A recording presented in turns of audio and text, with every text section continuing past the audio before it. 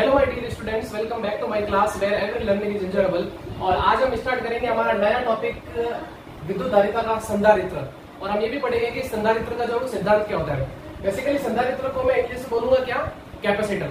तो ये ध्यान रखना। तो कैपेसिटर से थोड़ा समझ में अच्छा आता है। कैपेसिटर मतलब कैपेसिटी, इसे समझ में आता है, ठीक है ना। तो इससे पहले हम जो है वो कैपेसिटेंस यानी धारिता के बारे में हम पढ़ चुके हैं, विद्युत धारिता के बारे में हम पढ़ चुके हैं। और उसमें हमने ये पढ़ा था कि अगर हम किसी भी चालक की अगर हम विद्युत धारिता की बात करें तो हम जो कैसे कैलकुलेट करते हैं। तो हमने ये पढ़ा था कि अगर हम किसी भी चालक को अगर हम आवेश देते हैं तो उसके विभव में क्या होती है, उतने ही अनुपात में क्या होती है, वृद्धि होती है। अगर हम चालक को 2 गुना आवेश दे रहे हैं तो विभव भी क्या होगा, 2 गुना होगा। 3 गुना आवेश दे रहे तो विभव भी क्या होगा, 3 गुना होगा। तो उससे हमने ये पढ़ा था कि Q is proportional to V। ये हमारे पास में आया था, यानी कि अगर आप चार्ज बढ़ाओगे तो V की वैल्यू भी क्या होगी, बढ़ेगी। ये हमने पिछली क्लास पढ़ा था। और जब मैंने यहाँ से प्रोपोर्शनलिटी का साइन हटाया था तो कांस्टेंट निकल के आया था C, जिसको मैंने बोला था क्या, चालक की धारिता। और उसको हम ये भी बोल सकते हैं कि किसी चालक की धारिता किसी चालक को दिए गए आवेश तथा उस आवेश के कारण उत्पन्न विभव के अनुपात को हम क्या बोलते हैं, चालक की धारिता बोलते हैं। क्लियर, ये समझ में आया। अब उसके बाद हमने पढ़ा था कि गोलीय चालक की धारिता का फॉर्मूला भी हमने निकाला था। वो आया था मेरे पास में C is equal to 4 pi epsilon naught into R। ये आया था। अब देखो यहाँ से क्या पता चलता है कि अगर यहाँ से पता चला, एक तो C is proportional to R, यानी जो धारिता है वो क्या है, त्रिज्या के समानुपाती है। तो इसका मतलब अगर मैं इस त्रिज्या को बढ़ाऊंगा तो मेरे पास में इसकी भी वैल्यू क्या होगी, बढ़ेगी। आई बात समझ में, इसकी वैल्यू भी क्या होगी, मतलब धारिता की भी वैल्यू क्या होगी, बढ़ेगी। सीधी सी बात है, क्योंकि डायरेक्टली प्रोपोर्शनल है ना। तो इससे ये पता चला कि अगर मेरे पास में जितना बड़ा, मतलब या मैं इसको ऐसे बोलूंगा, मेरे पास में जितनी बड़ी त्रिज्या का अगर कोई मेरे पास में चालक है तो उसकी धारिता भी क्या है, बड़ी है। आगे बात समझ। लेकिन यहाँ पे एक कमी निकल के ये आई कि अगर हम यहाँ से ये देखें कि अगर हम किसी चालक के आकार में वृद्धि करें, यानी उसकी त्रिज्या में वृद्धि करें, तो उसकी धारिता में भी क्या होती है, वृद्धि होती है। लेकिन ये एक प्रैक्टिकल सॉल्यूशन नहीं है। कैसे, अगर मान लो मेरे पास में अगर बहुत बड़ा अगर कोई चालक है, उसको मुझे रखना भी तो भारी पड़ेगा। अरे बात समझ में। अगर आप पंखे के कैपेसिटर की बात करो, पंखे में जो लगा होता है संधारित्र, वो कितना छोटा होता है, उसको रखना भी जो कितना आसान होता है। लेकिन उसमें क्या होती है, जो धारिता है वो बहुत ज्यादा होती है। ऐसा कैसे करते हैं हम, अगर इसके अकॉर्डिंग देखें तो हम नहीं कर सकते हैं। क्यों, क्योंकि इतना बड़ा चालक को रखना हमारे लिए जो वो भारी पड़ सकता है। हम रखेंगे ना, क्योंकि पृथ्वी की भी जो धारिता होती है वो कितनी होती है, 711 माइक्रोफैरेड है उसकी। तो देखो कितनी छोटी वैल्यू है। और अगर हम बात करें कि 1 फैरेड की अगर कोई धारिता है अगर किसी चालक की, तो उसकी त्रिज्या कितनी होगी, 9 × 10⁹, जो हमने कल कैलकुलेट किया था। और वो लगभग कितने गुना थी, 1400 गुना थी पृथ्वी की त्रिज्या के लिए। तो आप खुद सोच लो कि 1 फैरेड धारिता के संधारित्र को रखना भी जो हमारे लिए कितना भारी है। आगे बात समझ में। तो यहाँ पे हम ये करते हैं कि हम उसके आकार को नहीं बढ़ाएंगे। संधारित्र जो है इसी पे बेस्ड है। हम क्या करेंगे, उस जो हम डिवाइस बनाएंगे उसके आकार में वृद्धि नहीं करेंगे। हम क्या करेंगे, यहाँ देखो आप, हम क्या करेंगे, उसके आवेश को तो हम रखेंगे क्या, नियत, और इसके विभव में हम क्या करेंगे, कमी। अब देखो ये तो कांस्टेंट है, इससे तो कोई फर्क नहीं पड़ेगा। तो देखो विभव जैसे जैसे कम होगा, विभव जैसे जैसे कम होगा, देख लो आप उसकी धारिता वैसे ही बढ़ जाएगी। तो हम क्या करेंगे, किसी चालक का आकार को नहीं बदलेंगे, हम आकार वही रखेंगे, ठीक है, जो भी हम सिलेक्ट करेंगे पहले।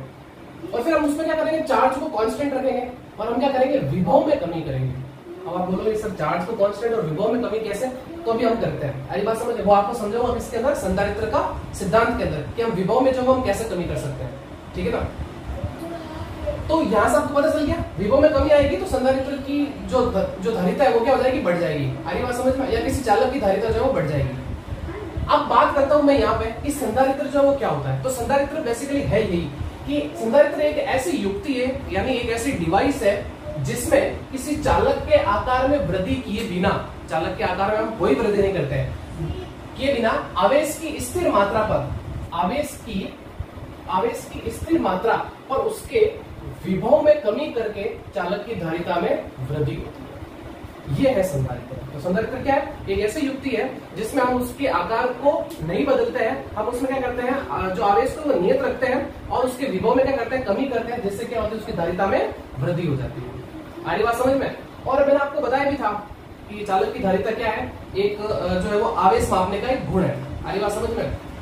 तो ध्यान रखना कि अगर मैं यहाँ पे बात करूं, अगर V इक्वल टू मेरे पास में 1 वोल्ट है, तो जितना आवेश होगा वही मेरे पास में क्या होगी, चालक की धारिता होगी। तो सीधा सा यहाँ पे यही है कि जो चालक की धारिता होती है वो क्या है, आवेश का एक मापने का गुण है। या हम ये बोल सकते हैं कि जितना चार्ज स्टोर होगा, जितना चार्ज उसमें ग्रहण होगा या संचय रहेगा, हिंदी भी बड़ी टिपिकल है ना, तो ये ध्यान रखना। तो जितना चार्ज होगा भाई उसकी क्या होगी, धारिता होगी। तो हम ये भी बोल सकते हैं किसी चालक की धारिता उसके आवेश मापने का एक गुण है, ये भी बोल सकते हैं। ठीक है, तो अब बात करते हैं कि संधारित्र होता कैसा है। आड़ी बात समझ में? तो संधारित्र में बेसिकली होता ये है कि अगर मैं बात करूं पंखे का, अगर जो पंखे का जो संधारित्र है, आड़ी बात समझ, जो कैपेसिटर है वो कुछ इस तरीके से होता है ना, ऐसे तो होता है गोलाकार, ये वाला। आड़ी बात समझ में? ये मेरे पास में क्या एक संधारित्र है, ठीक है, थोड़ा सा गड़बड़ हो गया, अब सही है ना, ये देखो। और ये मेरे पास में क्या है, संधारित्र है, ठीक है ना, गोलाकार सॉरी बेलनाकार संधारित्र। ठीक, हम ये भी पढ़ेंगे कि संधारित्र कितने प्रकार के होते हैं, वो आगे की बात है, पहले हम ये समझते हैं। आपको पता होगा यहाँ से जो दो वायर निकले हुए होते हैं, एक इस तरफ और एक इस तरफ, ये दो वायर निकले हुए होते हैं, ठीक है ना। अब इसमें क्या होता है, इसमें एक और बेलन होता है या सिलेंडर होता है, वो कुछ इस तरीके से इसके अंदर एक और जो है वो बेलनाकार जो चालक होता है ये, ठीक है। अब देखो इसमें होता क्या है, ये एक तरह से चालक की प्लेटें होती है, ध्यान रखना। गोला मतलब वो होता तो क्या होता है, सिलेंड्रिकल होता है, बट दोनों में क्या है, प्लेट है, ये ध्यान रखना, ठीक है। तो इसमें क्या होता है कि जो ये एक तार है, उस एक तार को तो हम कनेक्ट करते हैं इस बाहर वाले बेलन से, ठीक है ना, मतलब बाहर वाली प्लेट से, प्लेट बोलूंगा, ठीक है ना, बेलन बार बार नहीं। और ये जो एक दूसरा वायर जो होता है उसको हम किससे कनेक्ट करते हैं, अंदर वाली प्लेट से। तो जब इसको हम कनेक्ट करते हैं तो बाहर वाली प्लेट पे तो कौन सा चार्ज आ जाता है, पॉजिटिव। और सॉरी एक मिनट रुकना, अभी नहीं।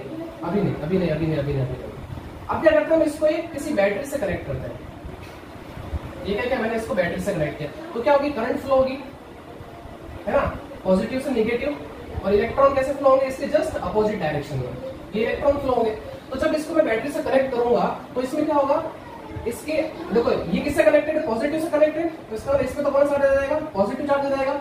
और ये जो अंदर वाली बैटरी है वो सॉरी जो अंदर वाला जो प्लेट है वो किससे कनेक्टेड है, निगेटिव से कनेक्टेड है। तो इसका मतलब अंदर वाले सरफेस पे कौन सा आ जाएगा, निगेटिव चार्ज आ जाएगा। आगे बात समझ में, अंदर वाले सरफेस पे कौन सा, निगेटिव है। सेम यहाँ पे भी ऐसे ही होगा, है ये। और इसके इस तरफ कौन सा आ जाएगा, पॉजिटिव चार्ज आ जाएगा, ठीक है। यहाँ तक तो समझ में आ गया आपको। अब फिर हम क्या करते हैं, जब ये पूरा चार्ज हो जाता है तो हम क्या करते हैं, इस बैटरी को हटा देते हैं। इसको हटाने के बाद फिर हम क्या करते हैं, जहां हमें इसकी जरूरत होती है, जैसे पंखे में, तो क्या करते हैं, हम उसको सर्किट के साथ में जोड़ देते हैं और ये क्या हो जाता है, फिर फैन जो हमारा स्टार्ट हो जाता है। तो बेसिकली इसमें होता क्या है, ये क्या करता है, अपने अंदर आवेश को संचित रखता है ना, चार्ज और एनर्जी। आवेश इसका मतलब क्या, एनर्जी भी है, ठीक है ना। तो क्या करता है, उसको संचित करके रखता है। तो देखिए बेसिकली ये है क्या, तो संधारित्र में क्या होता है कि दो परस्पर जो हमारे निकट स्थित चालक प्लेटें होती है। तो ये देखो मेरे पास में दो प्लेटें हैं, आगे बात समझ, जिसमें एक प्लेट पॉजिटिव होता है, दूसरी प्लेट पर क्या होता है, नेगेटिव आवेश होता है, तब जब हम इसको बैटरी से जोड़ देते हैं। तो इसके लिए दोनों प्लेटों को बैटरी के क्रमशः पॉजिटिव तथा निगेटिव टर्मिनल से जोड़ा जाता है, ठीक है ना, जिससे क्या होता है, एक पे पॉजिटिव और एक पे निगेटिव चार्ज होता है। अब हम क्या करते हैं कि यदि बैटरी को हटा लिया जाए तो भी चालकों पर आवेश क्या रहता है, संग्रहित रहता है। आगे बात समझ में, तो इसलिए हम बोलते हैं कि संधारित्र को आवेश या ऊर्जा संचय की युक्ति भी कहा जाता है। तो इसके अंदर बेसिकली रहता क्या है, कैपेसिटर में क्या होता है, इसमें आवेश जो है वो संचित रहता है, या हम बोल सकते हैं ऊर्जा जो है वो क्या होती है, संचित रहती है। तो ये है संधारित्र का स्ट्रक्चर, या हम बोल सकते हैं डायग्राम, इसका कंस्ट्रक्शन जो भी आप बोलो वो ये होता है। अब बात करेंगे कि संधारित्र किस सिद्धांत पे कार्य करता है। आगे बात समझ में, कि संधारित्र का जो प्रिंसिपल क्या है, तो इसको जो अगर आपको नोट करना है तो इसको नोट कर लीजिए, फिर हम जो है वो आगे बढ़ते हैं, ठीक है। ये आप अगर नोट करो तो नोट कर लो, ठीक है, ठीक है, कर लिया नोट। चलो इसको मैं हटा देता हूँ, ठीक है, तो इसको मैं अब हटा, तो चलो आगे बढ़ते हैं। अब हम पढ़ते हैं हमारे संधारित्र का सिद्धांत, यानी जो संधारित्र का सिद्धांत क्या है। बेसिकली हमें करना क्या है, विभव में कमी करनी है और आवेश को क्या रखना है, हमें नियत रखना है। तो विभव में जैसे कमी आएगी, संधारित्र की धारिता क्या हो जाएगी, बढ़ जाएगी। तो इसके लिए हम देखो संधारित्र का सिद्धांत को समझने के लिए क्या करते हैं, वो जो थ्योरी लिखी हुई है ना, वो मैं जो डायग्राम बनाऊंगा सारा सब कुछ वही है। तो अभी आप ऐसा मत सोचो इतना सारा लिखा हुआ है, क्या ये याद होगा या नहीं होगा, आप अगर डायग्राम समझ लोगे ना तो आप वो इजीली लिख लोगे। तो अभी उसकी तरफ मत देखना, जो मैं आपको समझा रहा हूँ पहले वो देखो। तो इसके लिए हम क्या करते हैं, सबसे पहले हम एक जो है वो धन आवेशित एक प्लेट लेते हैं। ये मैंने धन आवेशित प्लेट ली, क्लियर है, ध्यान से सुनना। ये मैंने धन आवेशित प्लेट ली, इस पे चार्ज क्या है, प्लस क्यू है, ठीक है। और इसका ऐसा लिखा, ये प्लेट ए है और इस पे चार्ज मैंने मान लिया क्या है, प्लस क्यू है, ठीक है। इस पे चार्ज क्या है, प्लस क्यू है। अब मैं क्या करता हूँ, एक अनावेशित प्लेट, ठीक है, इसके पास में लेके आता हूँ। ये अनावेशित प्लेट है कि मैंने इसके पास में लेके, ये बी प्लेट, क्लियर है।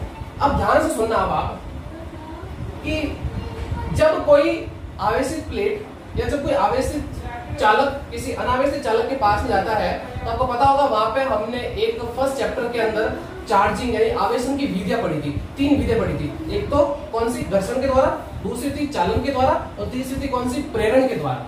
अरे बात समझ में। तो चालक में तो सॉरी हम जो हमारे पास में घर्षण विधि थी उसमें क्या करते थे, 2 चालकों को आपस में रगड़ते थे।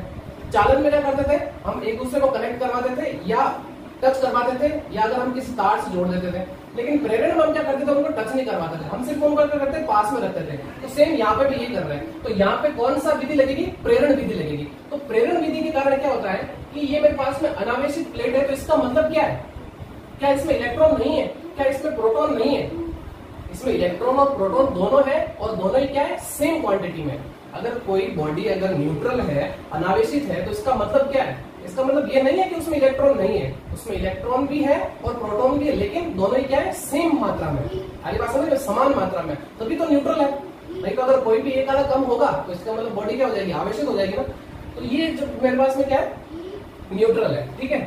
तो अब होता क्या है कि जब इसको इसके पास में लाओ चाहिए इसको इसके पास में लाओ, तो प्रेरण के कारण क्या होता है कि देखो प्लस किसको खींचता है, माइनस को इसको खींचता है। तो इसका मतलब इसके एक तरफ तो क्या आ जाता है, माइनस आ जाता है, आगे बात समझ में, और दूसरी तरफ क्या आ जाता है, इसके प्लस आ जाता है,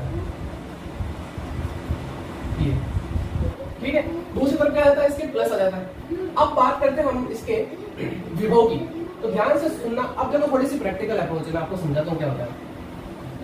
अगर ये आवेशित प्लेट है, इसका मतलब इसका विभव कुछ ना कुछ होगा, कुछ ना कुछ विभव होगा। मैंने मान लिया कि इसका विभव है वो कितना है, 20 वोल्ट, सिर्फ मानना है मैंने, ठीक है ना। आपको समझा रहा हूं देखो कैसे विभव में कमी होगी।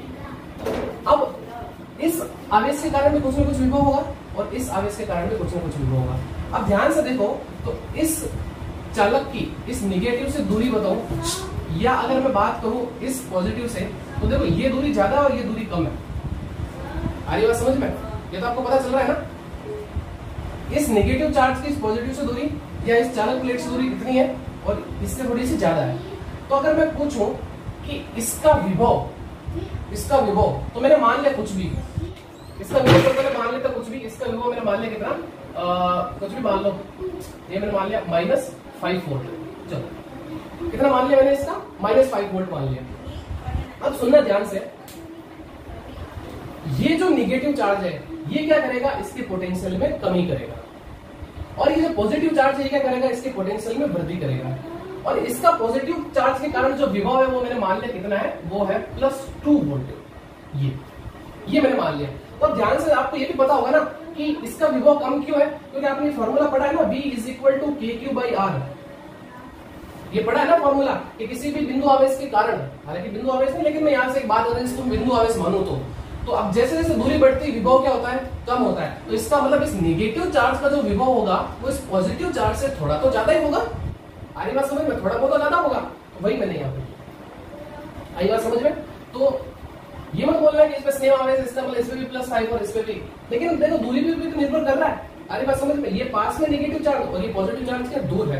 तो अगर मैं बात करूं परिणामी जो विभव आया निकल के, वो कितना आया, देखो 22 और 2 कितना हो गए, सॉरी 20 और 2 कितना हो गया, 22 में से 5 लेकर पीछे बचा मेरे पास में कितना, 17 वोल्ट। ये देखो, तो क्या विभव में कमी आई कि नहीं, आप कुछ सोच के बताओ।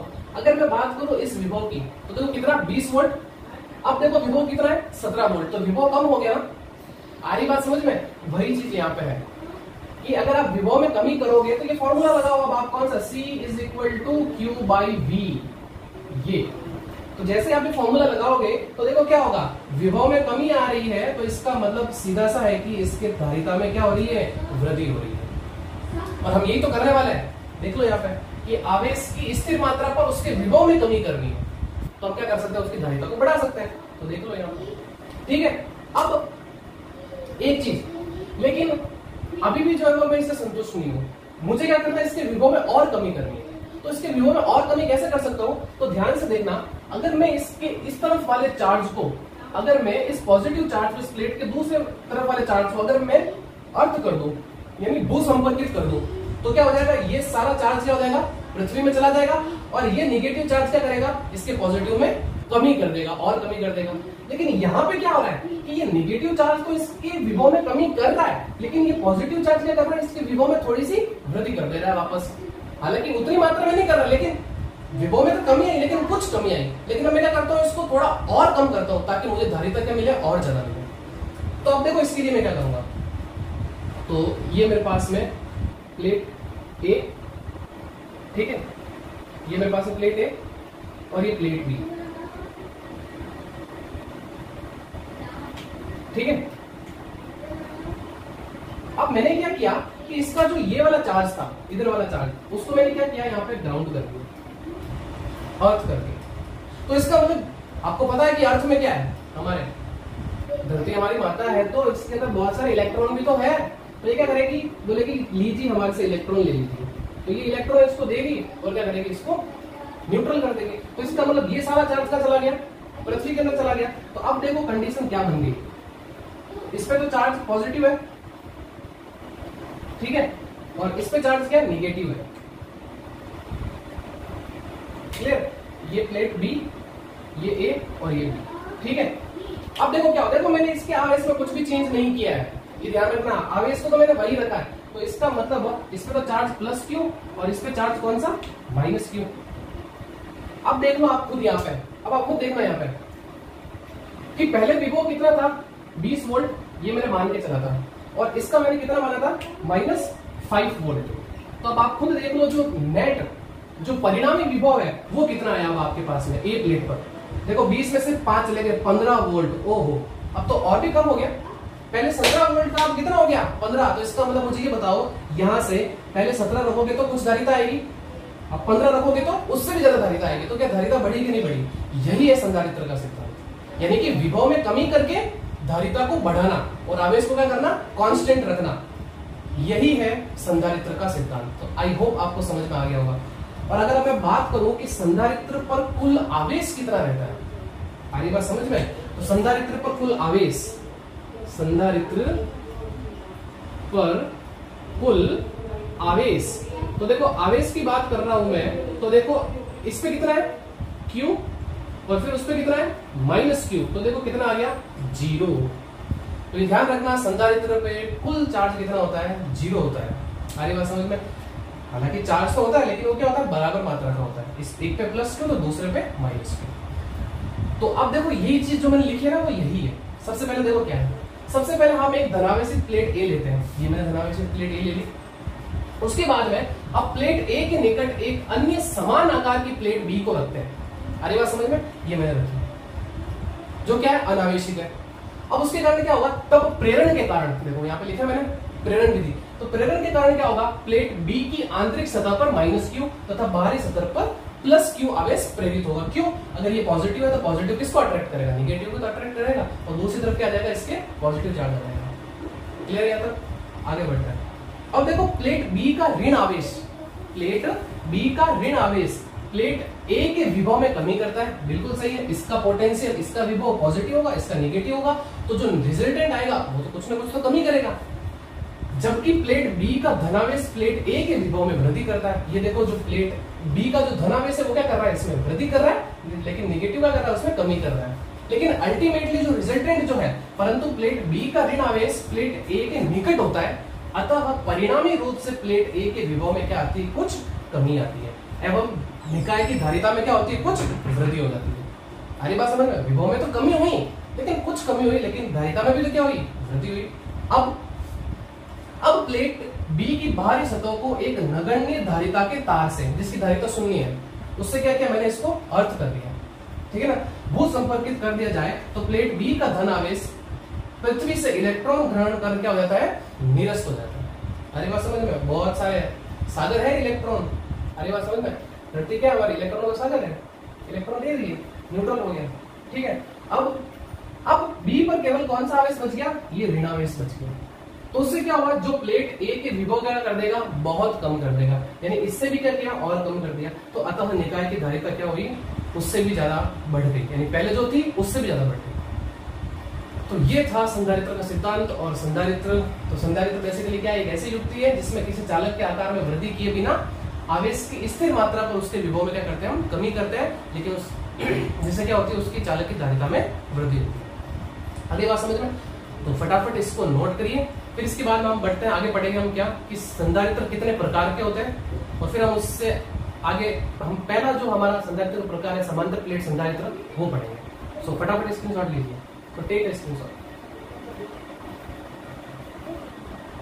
सो स्टूडेंट्स, बात करते हैं हमारे नेक्स्ट टॉपिक की, जो है हमारा समांतर प्लेट संधारित्र। लेकिन इससे पहले मैं आपको बताऊंगा कि जो हमारा संधारित्र होता है वो कितना 3 प्रकार का होता है। पहला समांतर प्लेट संधारित्र, दूसरा होता है गोलाकार संधारित्र, और तीसरा होता है बेलनाकार संधारित्र। तो आरबीएससी के सिलेबस में देखा जाए तो हमारे पास में 2 तरह की है, एक तो समांतर प्लेट और दूसरा है गोलाकार। बेलनाकार संधारित्र के बारे में हमें नहीं पढ़ना है, ठीक है। तो हम स्टार्ट करेंगे आज क्या, समांतर प्लेट संधारित्र। तो समांतर प्लेट संधारित्र में बेसिकली होता क्या है कि 2 प्लेटें होती है, और दोनों प्लेटें क्या होती है जो है, और प्लेटें कौन सी, चालक प्लेटें। दोनों क्या होती है, आपस में बहुत ही पास में, बहुत ही अल्प दूरी पर रखी होती है, और एक पे चार्ज प्लस क्यों होता है, दूसरे पे चार्ज क्या होता है, माइनस क्यों होता है। अब ये प्लेटें आयताकार भी हो सकती है, वर्गाकार भी हो सकती है, वृत्ताकार भी हो सकती है, कुछ भी हो सकती है, ठीक है ना। लेकिन क्या होती है, 2 प्लेटें होती है। तो देखो इसमें क्या लिखा है कि समान ज्यामिति, पहली बात तो ये क्या होनी चाहिए, उनकी ज्यामिति समान होनी चाहिए। समान क्षेत्रफल भी क्या होना चाहिए, समान होना चाहिए। कि 2 धातु प्लेटें परस्पर अल्प दूरी पर एक दूसरे के समांतर स्थित हो, तो यह व्यवस्था क्या कहलाती है, समांतर प्लेट संधारित्र कहलाती है। अगली बात समझ, 2 प्लेटें हैं, ठीक है, दोनों क्या समान ज्यामिति की है, दोनों क्या है अल्प दूरी पर रखी है, तो इसको हम क्या बोलते हैं, ऐसी व्यवस्था को क्या बोलते हैं हम, समांतर प्लेट संधारित्र, ठीक है। मतलब नाम से ही है डेफिनेशन इसकी। तो अगर आप देखो, मुझे क्या करना है, इस समांतर प्लेट संधारित्र की धारिता निकालनी है। अरे बात समझ, सी की वैल्यू निकालनी। तो ध्यान से देखो, अगर मैं बात करूं इन दोनों प्लेटों के बीच की, कहीं अगर मैं एक पॉइंट की बात करता हूं, तो अगर मैं इस पी पॉइंट पे बात करूं, तो इस प्लेट के कारण इस बिंदु पे जो विद्युत क्षेत्र की दिशा होगी वो क्या होगी, इस प्लस आवेश से दूर होगी, यानी इस तरफ ही तो होगी। आपको पता है ना ये चीज, प्लस आवेश से विद्युत क्षेत्र की जो रेखा है वो क्या होती है, निकलती है, माइनस से और क्या होती है, उसकी और आ जाती है। आगे बात समझ में। तो इसका मतलब मेरे पास में यहाँ पे क्या होगा, मेरे पास में ये इवन हो जाएगा, यानी कि इसके तरफ जो इलेक्ट्रिक फील्ड की डायरेक्शन है वो क्या है, इस प्लस चार्ज से दूर है। आगे बात समझ में। और अगर मैं बात करूं नेगेटिव चार्ज की, तो नेगेटिव चार्ज के कारण जो इलेक्ट्रिक फील्ड की डायरेक्शन होगी वो क्या होगी, इस प्लेट की और होगी, यानी कि E2 भी क्या होगा, इसी डायरेक्शन में होगा। यानी अगर मैं बात करूं E1 और E2 की, तो दोनों की डायरेक्शन क्या है, सेम डायरेक्शन में है। तो इसका मतलब दोनों का जो इलेक्ट्रिक फील्ड क्या होगा, ऐड हो जाएगा। और अगर बात करूं मैं किस चालक प्लेट के कारण विद्युत क्षेत्र की, तो वो फॉर्मूला हम जो है वो गाउस के नियम से निकाल चुके हैं, सिग्मा अपॉन 2 एप्सिलॉन नॉट। ये तो आपको समझ में आ गया। आगे बात समझ में। तो किसी भी चालक प्लेट के कारण किसी बिंदु पर, उसके निकट किसी बिंदु पर जो विद्युत क्षेत्र होता है वो क्या होता है, सिग्मा अपॉन 2 एप्सिलॉन नॉट। ये हम गाउस के नियम में पढ़ चुके हैं, ठीक है। उसके एप्लीकेशन भी हमने पढ़ा था ना। अब बात करते हैं कि टोटल इलेक्ट्रिक फील्ड कितना होगा। आगे बात समझ में। अब बात करूं मैं कुल विद्युत क्षेत्र, तो देखो कुल विद्युत क्षेत्र प्लेटों के बीच में, कुल विद्युत क्षेत्र तो हो जाएगा मेरे पास में E is equal to E1 plus E2, यानी sigma upon 2 epsilon naught plus sigma upon 2 epsilon naught. तो यहाँ से मेरे पास में E इज इक्वल टू निकल के आएगा सिग्मा अपॉन एप्सिलॉन नॉट। इनको ऐड कर देना, 2 बार आ जाएगा तो 2 से 2 कट जाएगा ये, तो सिग्मा अपॉन एप्सिलॉन नॉट आएगा। क्लियर। अब बात करता हूं मैं धारिता की। तो देखो धारिता क्या होती है, इसकी धारिता क्या होती है, C is equal to Q by V। तो Q तो मुझे पता है, इस पे चार्ज है, जरूरत किस चीज की है मुझे, V की है। और मुझे क्या पता है, E पता है। तो आपको पता होगा, हमने एक रिलेशन पढ़ा है इसके जस्ट पिछले वाले चैप्टर में, विद्युत विभव में विद्युत विभव तथा विद्युत क्षेत्र के संबंध से इनका हमने जो है वो रिलेशन पढ़ा था। इनका हमने रिलेशन ये पढ़ा था, आपको पता होगा कि हमने पढ़ा था E is equal to minus dV by dr, ये हमने पढ़ा था ना। आगे बात समझ में। dV क्या, चेंज इन पोटेंशियल। आगे बात समझ, विभव में परिवर्तन, ये विभव में कमी, और dr क्या है, दूरी। तो इसी तरीके से इसको मैं इस तरीके से लिखता हूं कि E इज इक्वल टू क्या निकल के आता है, V अपॉन d। आगे बात समझ में, विभव बटे दूरी, यही तो है। दूरी क्या है मेरे पास में, d है। तो E इज इक्वल टू क्या हो जाएगा, V बाई d। निगेटिव तो वो क्या बताता है, इलेक्ट्रिक फील्ड की डायरेक्शन बताता है। आगे बात समझ में। ठीक है, आगे बढ़े। तो v अपॉन डी की बात करें तो यहां से अगर मैं v की वैल्यू निकालना चाहूंगा तो v इज इक्वल टू मेरे पास में क्या निकल के आएगा, e इंटू डी। बोलो क्लियर है यहाँ तक? अब मैं क्या करता हूँ, इस e की वैल्यू जो वो यहां से रख देता हूँ इसके अंदर। सो v इज इक्वल टू हो जाएगा मेरे पास में sigma upon epsilon not into D. बोलो क्लियर है यहाँ तक? आगे बात समझ में। और सिग्मा क्या होता है मेरे पास में, q अपॉन ए। ठीक है, सो v इज इक्वल टू ये हो जाएगा q into D upon A epsilon not. यहां से देख लो आप, सिग्मा इज इक्वल टू क्या होता है, q अपॉन ए, है ना? आगे बात समझ में। एकांक क्षेत्रफल में उपस्थित आवेश को हम क्या बोलते हैं, ये जो पृष्ठ आवेश घनत्व। आगे बात समझ में। इसको हमने क्या बोला था, सिग्मा है क्या, पृष्ठ आवेश घनत्व। और पृष्ठ आवेश घनत्व क्या होता है बताओ, इकाई क्षेत्रफल में उपस्थित आवेश की मात्रा पृष्ठ आवेश घनत्व है। वही वैल्यू रखी है, ज्यादा क्या सोच रहे हो इसमें। ठीक है, अब ये जो v की वैल्यू है, ये जो v की वैल्यू है वो इसमें रख देता हूं समीकरण 1 में। ठीक है ना, तो समीकरण 1 में जैसे ही वैल्यू रखूंगा c इज इक्वल टू, तो ये देखो q अपॉन, तो ये हो जाएगा मेरे पास में q into D upon A epsilon naught. तो देखो क्या होगा, यहाँ से ये q से ये q कट जाएगा और मेरे पास में जो c की वैल्यू निकल के आएगी वो ये आएगी, ये एप्सिलॉन नॉट a ऊपर चला जाएगा तो ये हो जाएगा epsilon not a by D. यही होती है धारिता किसकी, समांतर प्लेट संधारित्र। आगे बात समझ में, तो ये आपको समझ में आ गया होगा। तो समांतर प्लेट संधारित्र की डेरिवेशन आपको पूछी जाती है धारिता की, ये ध्यान रखना कि किसी भी समांतर प्लेट संधारित्र की धारिता का व्यंजक व्युत्पन्न कीजिए। तो ये इस तरीके से करना। आगे बात समझ, सबसे पहले आपको क्या करना है, टोटल विद्युत क्षेत्र निकालना है। फॉर्मूला लगाओ, C is equal to Q by V, V यहाँ से निकालो विद्युत विभव तथा विद्युत क्षेत्र के संबंध से, E is equal to V by D. आपको पता है मैंने एक यूनिट बोली थी आपको कि जो विद्युत क्षेत्र की इकाई होती है वो होती है न्यूटन पर कूलम, और एक और पद्धति मैंने वोल्ट पर मीटर, यहीं से आती है। V की क्या, वोल्ट, D डिस्टेंस किसमें होती है, मीटर में, सो वोल्ट पर मीटर। तो ऐसे V निकाल ले, E इंटू डी, E की वैल्यू रख ली यहाँ से सिग्मा अपॉन एप्सिलॉन नॉट। ठीक है, और ये V की वैल्यू, और फिर यहाँ से देखो सिग्मा की भी वैल्यू रखी मैंने क्या, Q अपॉन ए, और ये वैल्यू मैंने यहाँ चिपका दी। Q से Q कट गया, एप्सिलॉन नॉट ए ऊपर चला गया और आंसर आ गया मेरे पास में एप्सिलॉन नॉट ए बाई। एक एग्जांपल करते हैं, उससे चीजें और ज्यादा क्लियर होगी। तो देखो परस्पर 1 mm दूरी पर स्थित, 1 mm दूरी मतलब D की वैल्यू 5 सेंटीमीटर त्रिज्या, मतलब त्रिज्या है सेंटीमीटर में मीटर में बदल दिया, mm को भी मीटर में बदल दिया, कि वर्ताकार चकतियां। अब कौन सी दे रखी है, जो प्लेटें हैं, चकतियां मतलब प्लेटें, ये कौन सी दे रखी है आपको, वर्ताकार दे रखी है। तो वर्ताकार दे रखी है तो जो एरिया आएगा, बिकॉज फॉर्मूला क्या है, ए क्या है मेरे पास में, एरिया, ध्यान रखना, ए क्या है मेरे पास में, एरिया यानी क्षेत्रफल। तो क्षेत्रफल कैसे निकालेंगे, वृत्त का पाई आर स्क्वायर से। तो पाई की वैल्यू 3.14, आगे बात समझ में, पाई की वैल्यू कितनी 3.14 और आर की वैल्यू रख ली। सॉल्व किया, कितना आया 78.5 into 10 to the power -4 metre square. अब भाई धारिता का फॉर्मूला लगा लो, C is equal to epsilon naught A by D. इसके लिए समांतर प्लेट संधारित्र की धारिता का फॉर्मूला है। तो एप्सिलॉन नॉट की वैल्यू आपको पता है, ए की वैल्यू यहाँ से लिख लो, डी की वैल्यू दे रखी है, तो सीधा एक फॉर्मूला बेस्ड क्वेश्चन था कि कैसे करते हैं इसको। तो ये आया मेरे पास में 69.47 इंटू 10 टू द पावर -12। तो 10 टू द पावर -12 क्या होता है, पीको होता है, तो इसको मैंने लगभग कर दिया कितना, 69.5 पीको फैरेड। अगली बात समझ में। तो ये था समांतर प्लेट संधारित्र। तो इससे आगे भी हम जो कुछ केस करेंगे कि इनके बीच में जो मैंने परावैद्युतांक भर दिया है ना, तो वो हम जो नेक्स्ट क्लास में पढ़ेंगे। तो आई होप आपको आज की वीडियो में मजा आया होगा पढ़ने में। सो मिलते हैं नेक्स्ट वीडियो में, तब तक चैनल को ज्यादा से ज्यादा लाइक करिए, शेयर करिए, सब्सक्राइब करिए। मिलते हैं नेक्स्ट वीडियो में, तब तक thank you and good bye.